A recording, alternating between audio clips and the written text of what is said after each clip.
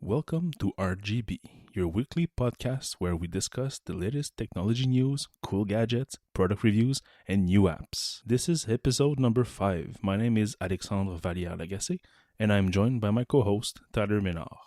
This week, we are done with the FBI. Stability is off the charts for iOS, the new macOS name, a cool lamp, and a few great new apps.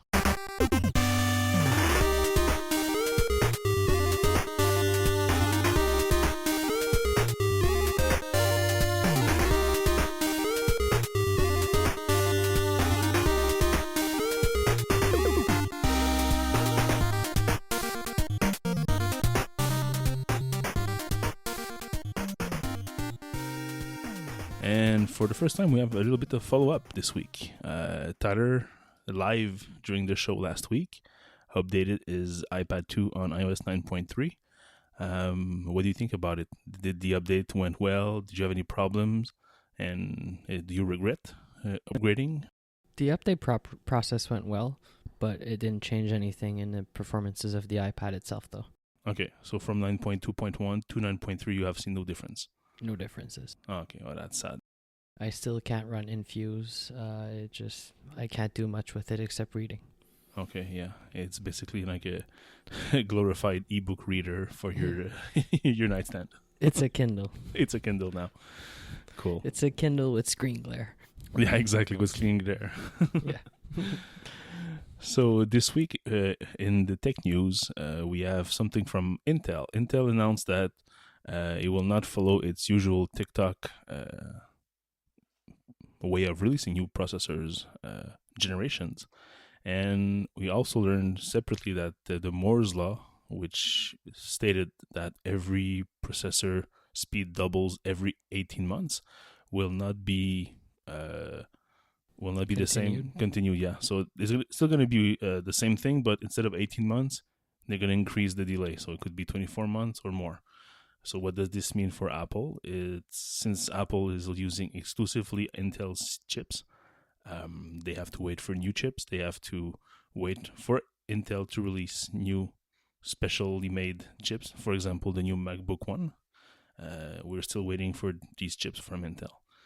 So now we have some computers that are 2-3 years old with those Intel chips, and it could take more time.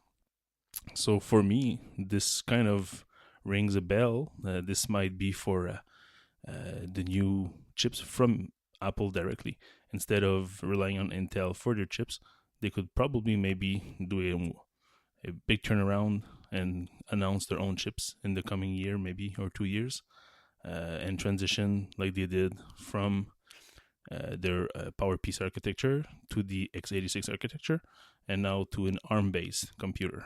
I hope this isn't bringing too many drawbacks. Like the Intel gave us the opportunity to run Windows for whoever wants to run Windows anymore. Yeah. So I hope if they make their own ARM CPU, it's going to be compatible with everything like Intel is now. Yeah, most probably. Maybe if they have the same ARM architecture as the iOS device, there could be some binaries that are running on both iOS and macOS. If you remember the widgets from the earlier version of macOS, that could be like mini iOS apps running on your computer. The dashboard? Yeah, the dashboard, yeah, sorry. When you'd swipe all the way to the left? Yeah, where we never go anymore. It's still there. I just went on my computer. I used to have a bunch of stuff there with sticky notes and multiple weather locations. Yeah, I had some to-dos at one time, and then 1 year later, I accidentally went there, and I had this to do last year. Whoops. And you'd given the opportunity to merge AppKit and what's the SDK? UIKit? No. UIKit and AppKit. Yeah. Maybe have some shared resource like that. Yeah. So iOS developers could do macOS apps easier and more easily. Yeah. And vice versa. Well, yeah, not vice versa. No, not vice versa. Exactly. Yeah, but I'm guessing there's more iOS developers than Mac developers. Yeah, a lot more for sure. Right. So open up the platform to more people. Yep. One more episode and one more talk about the FBI. This week we learned. Last week actually we learned that the FBI dropped the case, so no more proceeding in courts against Apple. They announced that they had a way of bypassing the security on the iPhone 5C they had in their possession. They did not tell anybody who it was and how they did it. Apple actually is trying in court to get the information, of course, to close the breach for sure.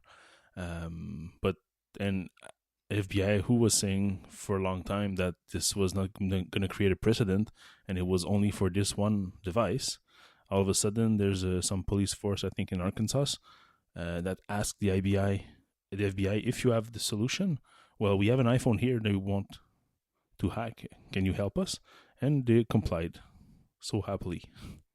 But at the beginning of this case, they were all coming out of the woodwork saying, "Hey, we have a couple of phones that we could unlock here to further our investigations or help our case." Yeah, I've seen some numbers go by like 5,000 device or something like that. Okay, really? I thought like 200. I don't know. Like each individual police force probably have like dozens or if not more than 100 device, and multiply this by the 52 states, it's even worse. This week Apple released the Safari technology preview. Yep. Did you try it? No, not yet. No, did you? Yes, I did. It's basically the same thing as Canary was for Chrome. Canary is a developer version of Chrome with the latest and greatest built every day. In this case, Safari Technology Preview is built every 2 weeks, so it's not as fast build process, but you can get the very new stuff very early on instead of relying on a post WWDC event to show you the new version and get this beta for a few weeks before it's actually released. Now you have way more time. You can get new features, I'm guessing, months in advance. So this is very good, and hopefully this is another step in the openness of Apple. They will be able to maybe get more feedback and maybe shape the future of Safari with the help of developers. It's kind of like the beta program for the iOS and Mac. It's just for Safari. Yeah, very similar. For the few people that make extensions for Safari. It's not just extensions, it's also all the web technologies, like WebSockets and stuff like that. Okay. So I'm looking if there's no feedback per se. There's only the reporting issue, which is actually brings you to Apple's bug reporter. So Radar? No, IDM SA. Okay, don't know it. No, probably something new. So you will still be able to give some feedback for that. You used to use Firefox, the developer, the black one there, no? Yeah, because the Firefox Developer Edition actually has all the features that I was usually installing with extensions. So all the CSS and HTML validators and all these tools to help with the layout and everything. So it's all pre-installed in this version. So it's much easier, much faster to just install it. However, it's not as reliable. It crashes a lot more. So, do you think you're going to use it? Well, you don't use Safari, right? And I'm trying more and more. I still have some front-end development issues with Safari and the way that it's all set up with the debugger and everything. So I'm still more of a Chrome guy, but I'm trying to move my stuff to Safari. Okay. I don't use it for work, so any dev work, I just use it for like personal stuff. Okay. Any personal browsing I do or anything besides work is all in Safari. Okay. We saw something released today from Apptelligent, which is a analytics company. What is the big thing they announced today? The crash rate for the new 9.3 is actually lower than the previous 9.2 and 9.0, 9.1. Yeah. So they're getting better and better, which is what we want. Yeah, exactly. It's the lowest number of crash in percent since iOS 8. Right. So on the graph, you can see aligns for iOS 8, 9, 9.1, 9.2, 9.3. And the 9.3 is maybe near 1.8% crash rate, in comparison to 9.2, which is about 3%. So almost half. I didn't see too many crashes with 9.2 anyways. No, me neither. But no, more and more, as we've seen with other reports from other tech bloggers, it's not the crash that are the problem. It's the features that are not working as expecting. So, for example, still today, I'm still having problem with my notification center on iOS. For some reason, the swipe down gesture from the top of the screen does not work. And the only way to fix that is to reboot. And then it works for a day or two, and then for some reason it stops working. So I'm getting worse and worse at taking screenshots. I feel like I'm missing them all the time. It used to be like a sure thing, but it's not anymore. Oh, that's weird. Let me just try right now. Oh no, I'm still good. Like if it was really hard. yeah, it's such a good skill to have. Oh yeah, of course. Yeah. In your CV right on top. Yeah, go put it on LinkedIn. Yeah, exactly. So we also saw rumors that the macOS it's not even called macOS anymore, but it's going to be called macOS like they did for the watch. So with a small M and a capital OS. So that's why Phil Schiller was telling us, you'll see it's going to make sense. He said that at the talk show last year. Yes, and since they have announced watchOS with a small W, I'm always bugging you. macOS is next, I know. and you're saying no. I know. You gotta get used to it. Whose rumor is this? I think it's Panzerino. Panzerino? I saw it on Mac Rumors, but I think it's from private APIs. Okay. There's a link in the show notes for a flights utility private framework. So it's a framework that Apple will not let you release your apps with, but somebody made a little demo, and once you included the framework in your app, you can explore the source code, and you see that the way that one of the sub files or subfolder, whatever, it's called macOS with a small M instead of a capital M as it was in the past. Yes. So new frameworks, still private, not public yet, so they can probably change the name faster and more often. So probably everything else will be next. So we went from macOS to OS 10, and now we're gonna go back to macOS. Yeah. So no more 10, probably for macOS 11. You think they're going to call it macOS 11 or 10? Just macOS, but the version number will have to be cranked up to 11. And they're going to probably make a joke with that. Yeah. Then we saw something from Apple. We know the Apple Watch has a diagnostic port on one of the sides where you install your bands. It's not currently in use for anything. I'm guessing it's probably mostly used for Apple's own diagnostics, but we saw some patent documents from the U.S. Patent and Trademark Office explain a new kind of device that could be plugged into that port and give you a bunch of capabilities. For example, for plugging your watch into your computer, plugging some kind of a little device with the screen and buttons. So this is probably just nothing for now, but Apple is experimenting with those new ideas, and we might see in the future something that actually uses the port by Apple and eventually some made for iPhone program with this new port. So made for Apple Watch. Yeah, made for Apple Watch.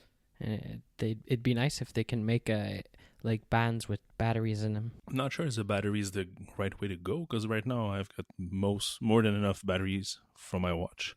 Does your watch still has enough charge for the whole day? Sometimes at the end of a day, it gives me the power reserve mode. Oh, yeah, but you start a workout every time you take a walk or something. Yeah, so that's probably why. Yeah, but when I go to the gym too, it drains a lot of battery. Yeah. To have it in workout mode when it's checking your heart rate, constantly really drains the battery. Yeah, I read something somewhere that if you do like 2 half-an-hour training per day, you rarely end the day with some battery left. So Okay. for those that are very very high on sports, it's very hard to do a full day. So in this case, yes, ban with battery would be a good idea. But anything else? Remember, like a few episodes ago, we talked about Alive Core, which was announcing a little thing inside of a band to check your heart rate. It was working via Bluetooth, but the next version could probably be plugged in the watch directly, and the watch would be connecting to the app on your phone instead of having the device to your phone. So one less thing to pair could be a way to go. Look, I can give you some live follow-up right now.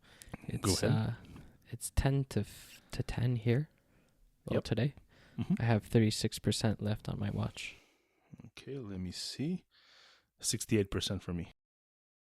And I went for a 8-minute walk this morning, 19-minute walk tonight, and an hour and 18-minute other workout tonight as well.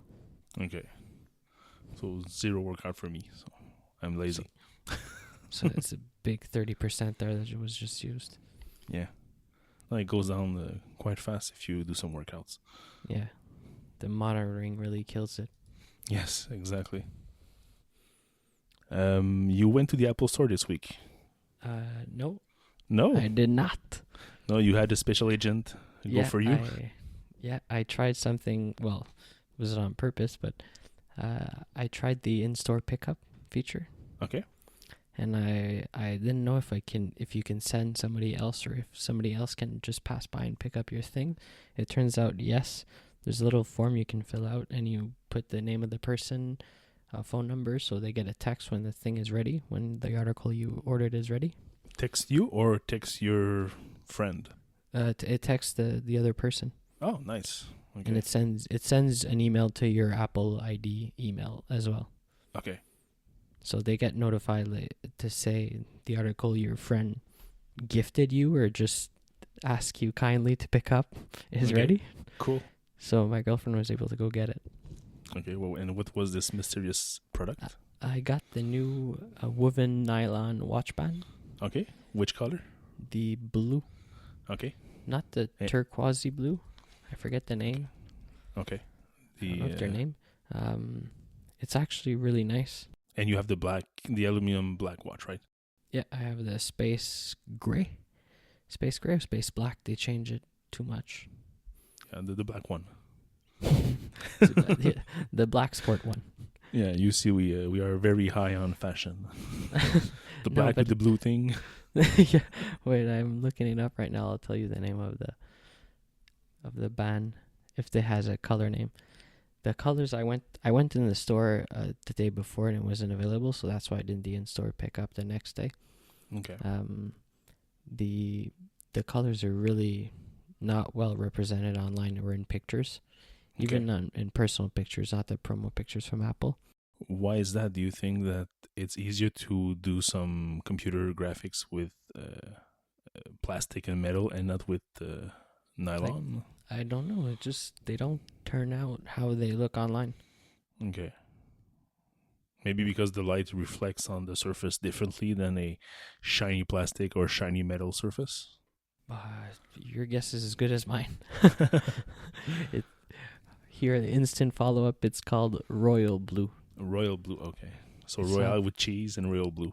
Exactly. It's not the scuba blue. That's a bit more turquoise. Okay.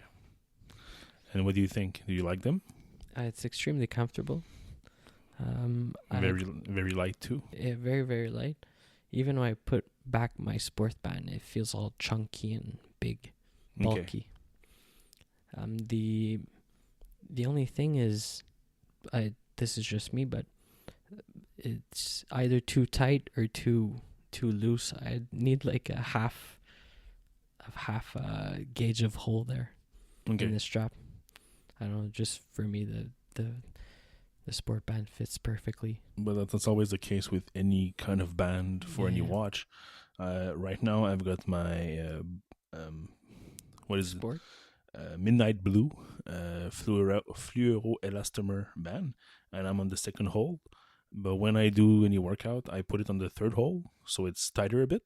But I would be a lot more comfortable if I could get in between these two holes for daily wearing. Because right now it's not necessarily like too loose, but it's still just a little bit too loose. I can just raise the watch maybe a centimeter from my wrist when I pull it. So if I can just have it just a tiny little bit tighter, it would be much better. And I'm guessing with the nylon band is the same thing. You've got the same kind of hole. So the only solution is the Milanese loop. Yep. It's just way too expensive. Yeah, not the same kind of price. No, actually, with the sport band, I don't know if it's the sports band that's getting bigger or I'm just getting skinnier, but it's it's getting really loose. I actually lost contact this week, and I had to enter my passcode from just walking. So oh yeah, I don't know. okay. Yeah. Wow. So I might have to switch to the other hole I use for when I'm in the gym or something. Okay. While we talk about the watch, have you tried to set up your watch so that the wheel is on the left side instead of the right side? I can't do that. No? I tried. I just maybe because I've always used it on the other side. I don't like it. Okay. Last year I tried it and I loved it a lot. And when I got my latest Apple Watch in November, I tried it again and I did not like it. And I tried it again this week and I don't like it anymore. You know why? You know why? It's very simple. I realized that since it's still cold in Quebec in this time of year, I know where you're going with this. My coat is always getting on the wheel. And whenever I got a notification or something, I raise my wrist and I see that it's in the future or time travel in the past. So that's getting on my nerves. So I changed it back to the original, if you want, position, so that the wheel's on the right. It's funny you talk about coats because I wore a spring coat today and it felt so nice to just raise my wrist and see my watch instead of having it under my big winter coat and gloves and everything. Yeah, exactly. So. But yours was actually, the crown was moving with the coat? Yeah, just by walking, just my arm going back and forth. It was enough for the wheel to scroll just a bit from one side or the other. So I was always having to press the button and bring it back to the current time. So another feedback on the nylon band. It's pretty gross when you sweat. Oh yeah. Yeah, like it gets all wet, and I think I'm gonna stick one of my sport bands in my sports bag to switch it every time I go to the gym. Okay, so after a certain amount of time, I'm guessing that the band would actually smell. Yeah, and maybe get crusty or... Yeah, well, you can probably just wash it. Yeah, the sports bands are nice. They don't smell at all. And yeah, even after months and months. Yeah, they're good for that. They just become shiny on the tips. For some reason. Yeah. It's true. The little piece that goes under, it's always shiny. Yeah, I'm guessing that our sweat is probably just like shining it. It's because we have adhesive sweat. Yeah, exactly. Not adhesive, but abrasive sweat. I've put in the show notes some little thing I found today. It's a cool little gadget. I think we're going to talk more about little gadgets we stumble upon during our different browsing sessions. It's called the Luma Mobile. Let's say you're in your room and you don't have any nightstand lamps. Lots of people don't have those. They only have like the ceiling lamp. So what does this do is it's a little lamp that you stick on your iPhone or Android phone flash. And when you flick the flash on, this little tiny, like about 3 centimeters high lamp actually reflects the light and makes it as if your iPhone was a miniature lamp for your desk stand. So they say that it's even strong enough to read a book right next to it. So you'll check into the show notes. It's pretty cool. And it's just a little device. It's not expensive. It's $9 and you've got 3 colors. So gray, blue, or red. So... And they even have the promo pictures with an iPhone SE. Oh no, it's just a 5. It's a 5. Maybe it's a 5S. Yeah, 5S with the chamfer's edge. I know, we don't see the difference. Yeah, look at the one with the dark picture. So You don't see the edges anymore. Yeah. And in terms of discovery, I also discovered some cool little app this week. It's called Billy. Keep track of your subscription. So nowadays, we get more and more service that instead of paying a one-time fee or a yearly fee, they've moved to a monthly fee. So Apple Music, Basecamp, Creative Cloud, Dribble, Dropbox, Evernote, whatever, GitHub. And when you get one or two service like that, it's okay. But nowadays, you start to have lots of service like that, and you don't really have a centralized way to see how much are you really spending every month, and do you really need like to spend that much money? And then you add all your other expenses like your phone bill, your cable bill. So this little app allows you to add, I think it's four subscription, and it's a free app. And if you want to add more, you can pay $1 to get it's $1. I'm not even sure if it's $1. It's $1. Okay, it's $1 to get unlimited subscription. So I did just that, and I realized that I'm paying $41 per month right now in subscriptions. So I don't even want to check. Yeah, but that's the reason why I did it, is I really wanted to check. So it forced me to go into my iTunes receipt to get my iCloud payment, my Apple Music payment, and a few other stuff, and realize that with the Patreons and everything, and the RGBAfm membership, it all comes to $41. So, yeah, that's cool. That's maybe actually cheaper in the US because it's $1 here, so it's the new 69-cent upgrade. Oh, for pricing. Real? Oh, yeah. That's nice. That's the first one I see. Okay, cool. So 69 cents for you Americans. You lucky Americans. Want to talk about the next one? The Dear Apple. I don't know what that is. No. It's whenever you have, let's say you released an iOS app, it's in the store, and then you push a new version, and then you realize that you have like a crash. That happens for every user or whatever. So you want to expedite a new review process for your next version that is actually fixed. So usually there's an email you could write to, you have a form you can fill, but there's always like a big white box where you have to explain why you want the review to be expedited, and it's a pain in the ass. So what this does is that you just simply use a little wizard. So you select a status, let's say this is an update for our live app, and you have a reason. So let's say critical bugs, and then you fill your detail. And when you generate the request, it writes you a little text just for you. Like, for example, my name is blah blah, and I'm the developer of such app. Our company submitted a new app called blah blah, which was approved and uploaded. We have recently been experiencing a critical bug that demands our immediate attention. So you already have like the whole text. So just sign this up and you send it to Apple, and they say that it should really help. So having done that in the past for my iOS app, I can say that you're under stress. You really want to go fast, and that's when you make mistakes. So having this little tool to generate the proper text for the proper reason. So when you're stressed, you just click the little combo box and select your stuff. It's like error proof, and you just send that, and you're pretty sure that it's going to be processed quickly. That's cool. The website is nice too. Yeah, it's a pretty nice website from Elastic Code. I don't know them. No, me neither. So this week, I did one more review. I'm trying to keep it at least one review per week, so we can talk about it in the podcast too. This week, I reviewed the Raspberry Pi 3. So the new microcomputer was released maybe a few weeks ago.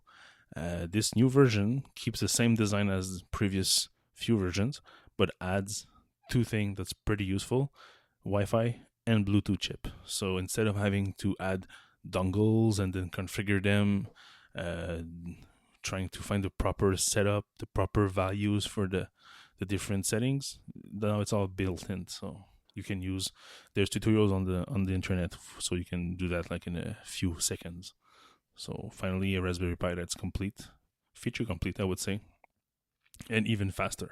So I got a unit from buyapie.ca, a local Pi and other computer store in Canada, and I ran some benchmarks as usual. I really love to run those little benchmarks. Yeah, you're all about the numbers.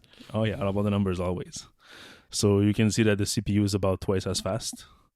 Memory is not really no really difference, and the file I/O, my test was not right because it seemed to be slower, but I think I was actually not using the same memory card as before, so that might explain why.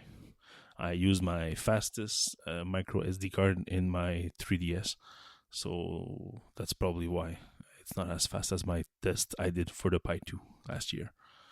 I even added little pictures of all the generations from the Model B to the B Plus and the Raspberry Pi 2 and Raspberry Pi 3 on Hypsipixel, so you can just see what it looks like, how it changed from model to model. What's it? It's missing a Ethernet? No. No, it has one. What did they take out? The AV port? Hey, good question. I did not notice that. Or headphone? Well, there was an RCA jack from the first version, from the Model B, but it was removed. I think it was merged into the 3.5 millimeters port. So you can have sound and video in the same port now. But I think that was last year on the Raspberry Pi 2. Because I don't think that they removed anything this year. Everything's there. The only difference is the power consumption is a bit higher. So if you have a very low amp, very low brick or very low amp, you'll probably need a different model. But other than that, it's the exact same thing. What do you use your Raspberry Pis for? Not much, I would say. I tinkered with them a bunch. I did some stuff with Air Sonos, where the Raspberry Pi once started would run our Air Sonos server if you want, and my Sonos speaker would become AirPlay compatible. So I would just plug it in and leave it there, forget about it. I tried also XBMC. I tried also the arcade software where you can install ROMs and play on the Pi as an old arcade. That's one of my future projects. I have a iPad iCade that was released from ThinkGeek a few years ago. I got one for very cheap, and I'm going to eventually put a new screen in there and new control that are high quality for arcades, not just a little plastic thing that it came with. And I'm going to put a Raspberry Pi and speakers and everything. So that's a future project of mine. Well, you also used it for a display at work, just to show a web page. Yeah, Jenkins, exactly. We had that for Jenkins. Page. Yeah, for all the different builds, different projects. So it was a easy, just raise your head, look at the screen kind of tool to see the status of different projects and if you broke the test or something. Anything else? I think that's it for this week. Are you expecting something special tonight? Let's see if you remember. Yeah, it took me a second there. It's a Tesla Model 3. Yeah, today is March 31st, and at 8:30 p.m. Pacific time. So in about an hour and 20 minutes here, Elon Musk will be unveiling the Model 3. What a stupid time to release a product. I'm thinking the guy likes to wake up very late because it's always like 7 p.m., 8 p.m.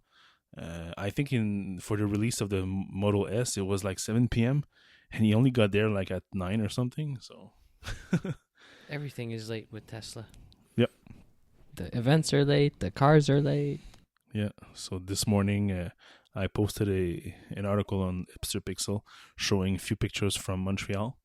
We actually have in Quebec City the very first Tesla taxi that started in North America. So it's a taxi that's a Tesla, like the name says. So the very first one is in Quebec City, and the guy comes to Montreal very often with passengers, and he was there this morning to reserve his Model 3.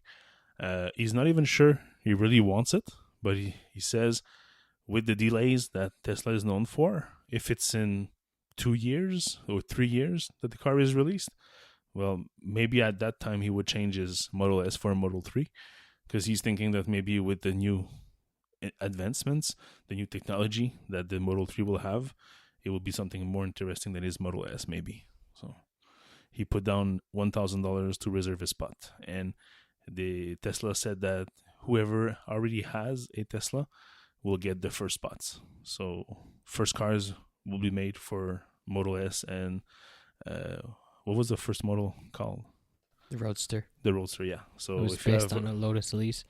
Yeah, exactly. So if you have a Roadster or if you have a Model S or a Model X, you'll get first dibs for the new car.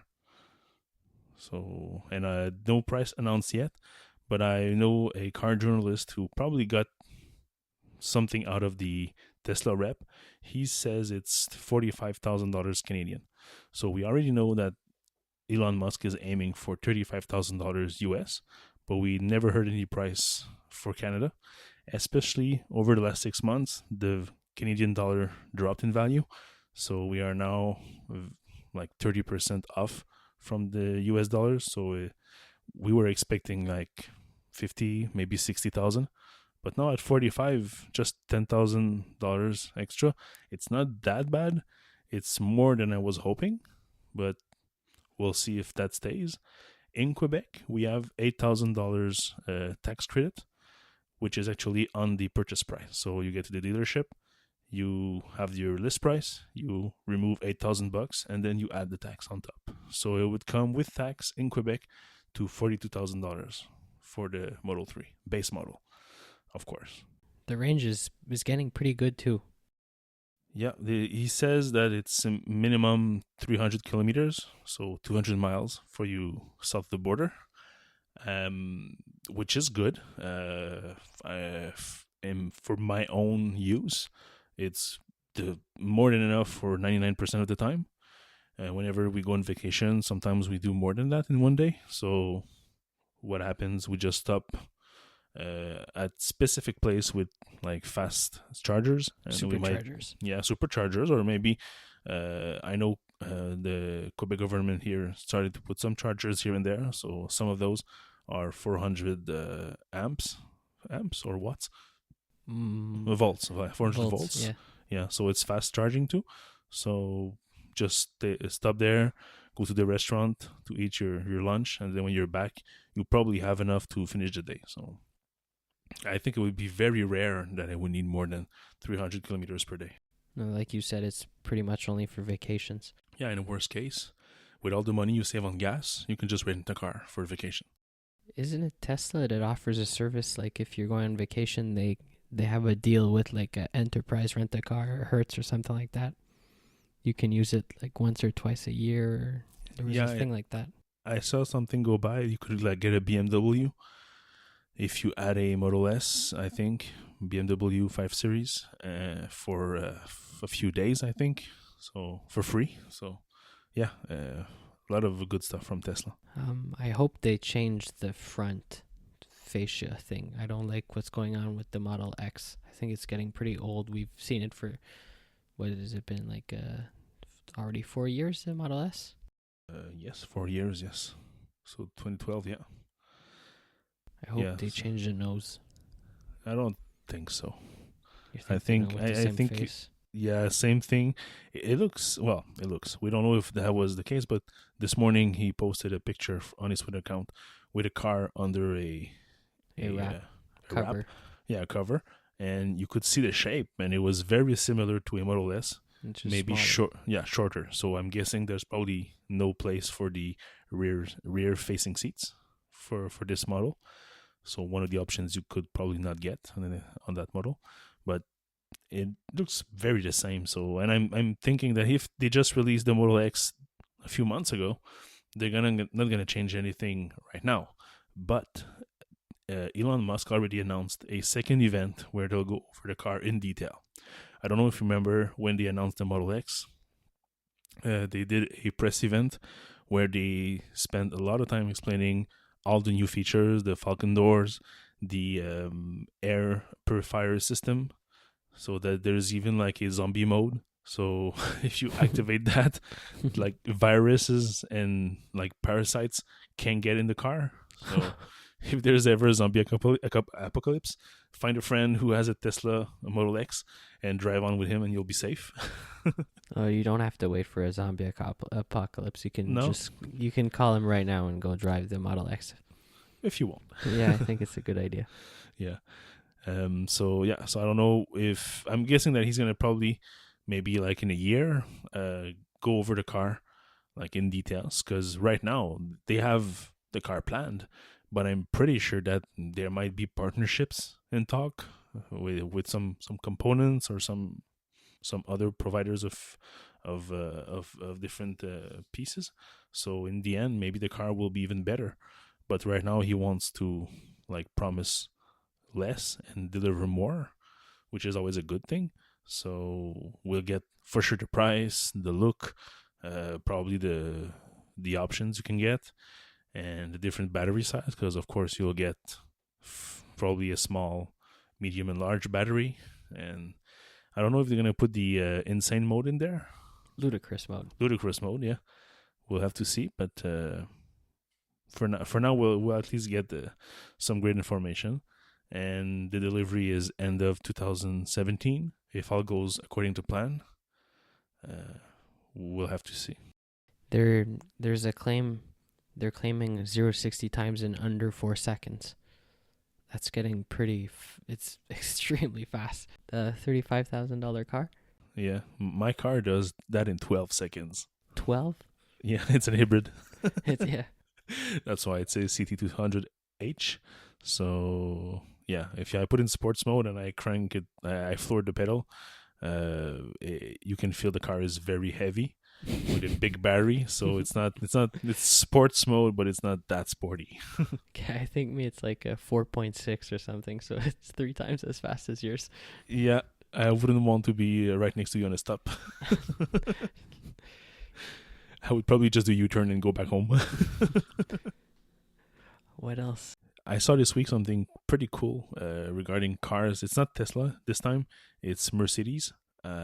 Uber actually put in an order for 1,000 cars from Mercedes for 2020.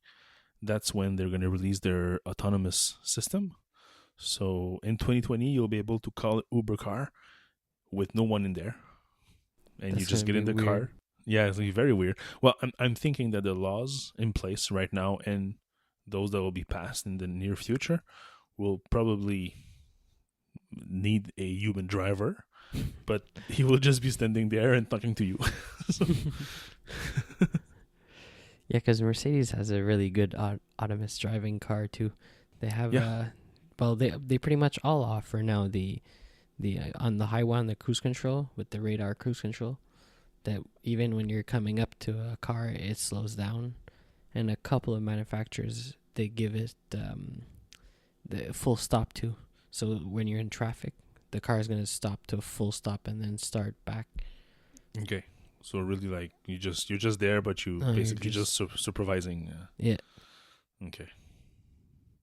Yeah, I don't know if you saw the video from when Tesla released their self-driving features. The guy on the highway went into the back seat and ate a sandwich while the car was driving itself. Oh, I didn't see that. Yeah, but that pissed off Elon Musk, because that's exactly how you crash your car, and then lawmakers say that it's not safe, and they add more laws that will prevent you from getting your fully functional self-driving car on the roads as fast as you want. Everything that happens with crashes, if there's injuries, will just make more laws and push back the date where we will actually have self-driving cars, because we know that a computer is much faster than a human, and it's just for the better. But with all those problems, or all those stupid people just not being on the wheel and just letting the car drive, well, that's gonna push back the date for a lot. There's always stupid people. Yep, and I think he was even like a car journalist. So he put the car in autopilot and he went on the back seat? Yep. I didn't see that. Yeah. Another guy was actually with a Tesla rep. I don't know the poor Tesla rep if he got fired or something, but he actually like let go the wheel and turn himself on the side, and just like, because what Tesla says is, yes, you can activate the feature, but you keep your hands like on your knees, On your just lap. on your lap. Like, just be ready to hold the wheel if ever there's a problem. Because one little bug there is sometimes is the car is not sure about the lane, if the road is damaged or something. So it can sometimes give you like a little nudge to the side, and that nudge could probably be dangerous if there's a car coming or if the wall is too close. So they say like keep always your hands on the wheel, or at the very least on your lap, ready to hold the wheel if there's something. I don't see the big appeal of driving on the highway with no hands. I get it in traffic, like you're not going fast, you're not switching lanes or anything, and you're not supposed to. Well, nobody's supposed to really switch lanes, so that's supposed to work. And it can be convenient to just sit there and let the car nudge forward, crawl slowly. But at high speed on the highway, I wouldn't do it. I don't know. Well, if you have very, very long drives, like if you go from Quebec all the way to Vancouver, in the prairies, in Alberta, in Manitoba, there are roads that are like in video games, always the same, constantly, never changing. So that can be quite dramatic for your brain. So just driving straight, take out your journal, read the news. Why not? They actually I don't know if you know about Cannonball Run. Nope. The New York to Los Angeles. Okay. Yes. Record. Alex Roy famously did it, I think, in early 2000s, in a BMW M5. He set what they say is the record. I think it's 31 hours or something. He actually redid it with a couple of guys in a Tesla, all on autopilot. Oh, yeah. Yeah. Nice. So that's a thing. Yeah. 31 hours. Yes, I can see the benefits of having self-driving cars, because that's a very long drive. 31 hours, that's like super illegal. I think the average speed is 160 kilometers per hour. Okay, that's nice. Yeah. No, I read his book. It's special. He was actually called in by the FBI after that to explain how he did it and like all the loopholes he went through to do it. Yeah, shortcuts here and there. Yeah, he had a plane supervising from above during the day, and oh yeah, wow. Yeah. Anything else for this week? I think that's it. All right. So this is episode number 5. You can find all the show notes at hipsterpixel.co/RGB/5. My name is Alexandre Valliere. You can find me on Twitter at Valliere, VALLIERES.